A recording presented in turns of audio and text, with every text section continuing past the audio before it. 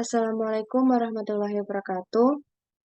Kami dari kelompok 6 ingin mempresentasikan hasil diskusi dari kelompok kami mengenai susu bubuk yang menjadi tugas mata kuliah teknologi pengolahan daging dan susu.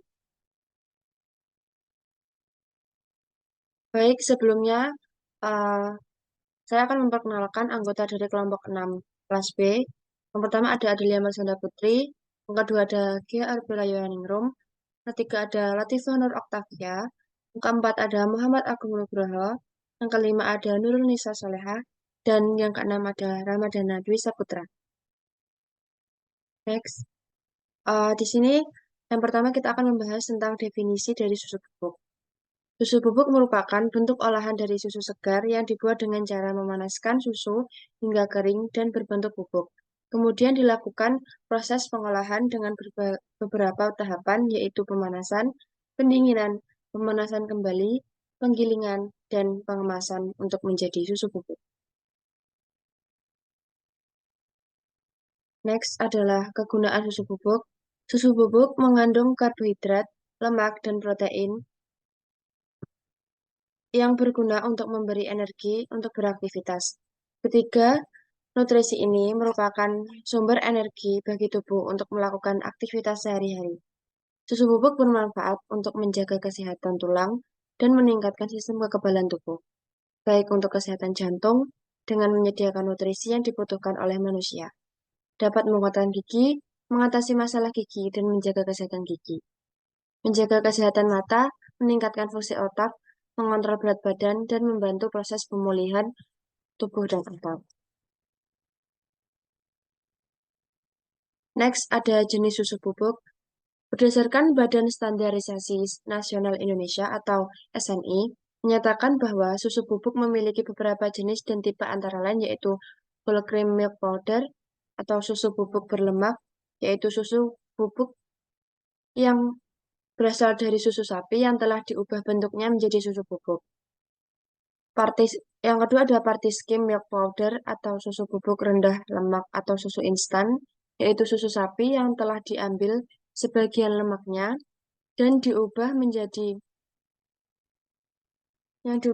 bubuk.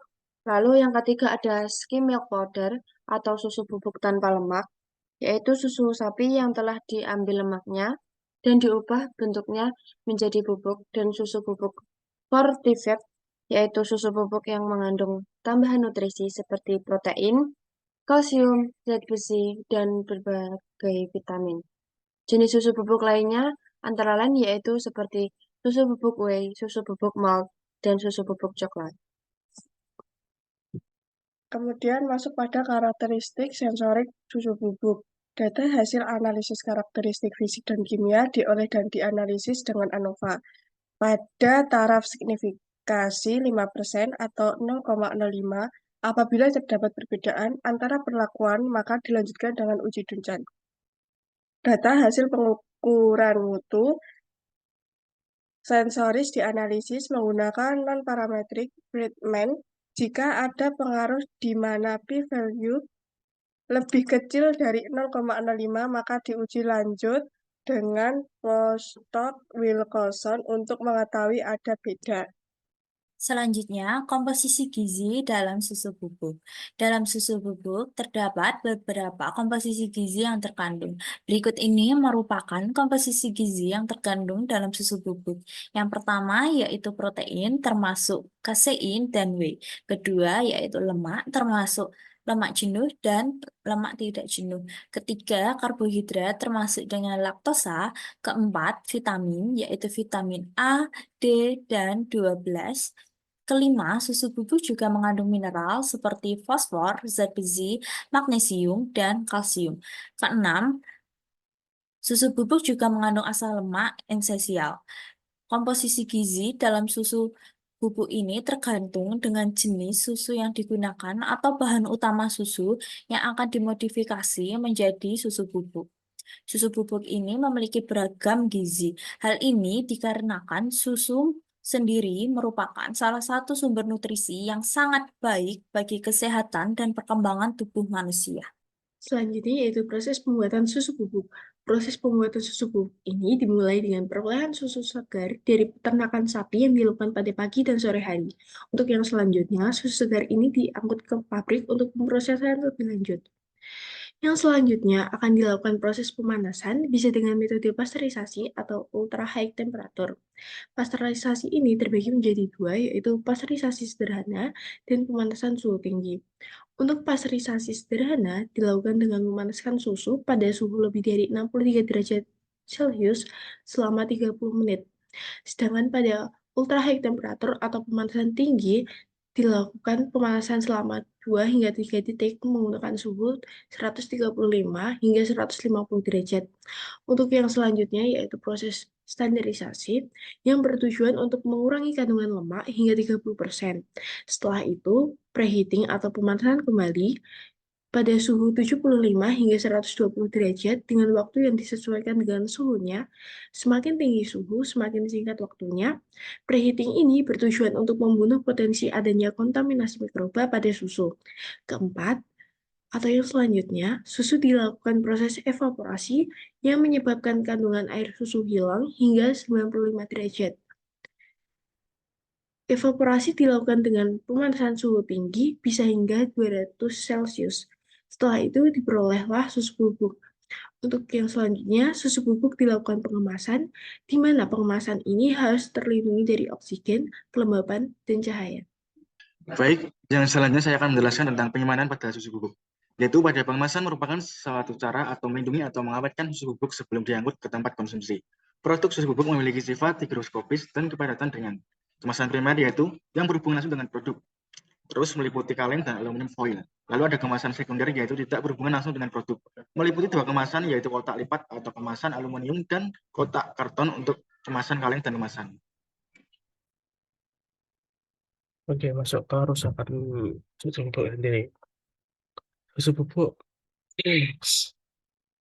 adalah suatu olahan produk pangan, merupakan produk olahan yang terbuat dari bahan baku susu sapi segar yang telah melalui proses pengeringan melalui proses spray drying.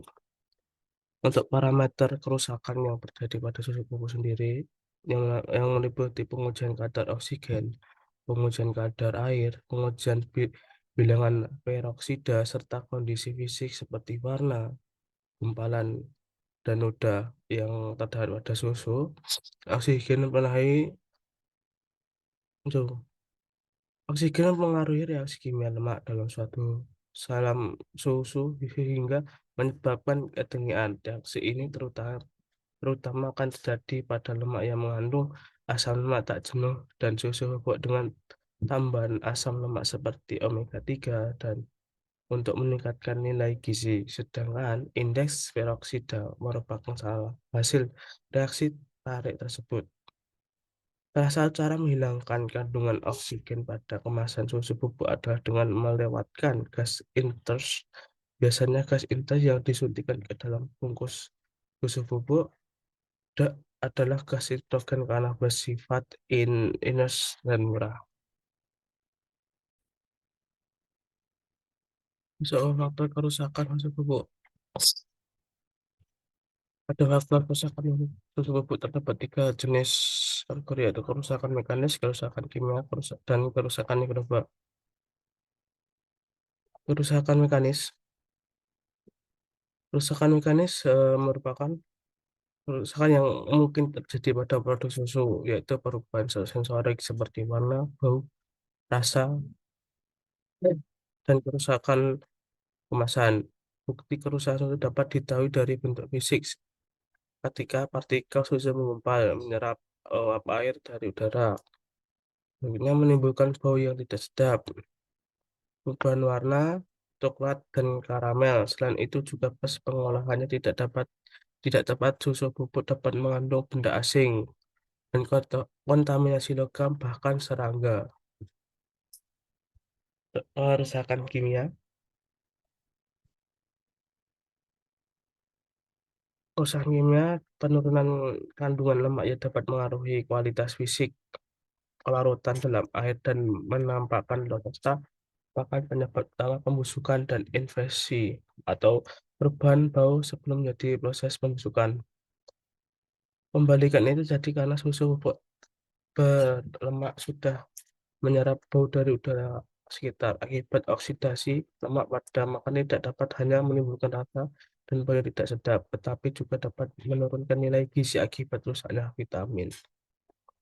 Masuk kerusakan mikroba, organisme patogen yang umumnya mengkontaminasi susu formula bayi adalah E. coli.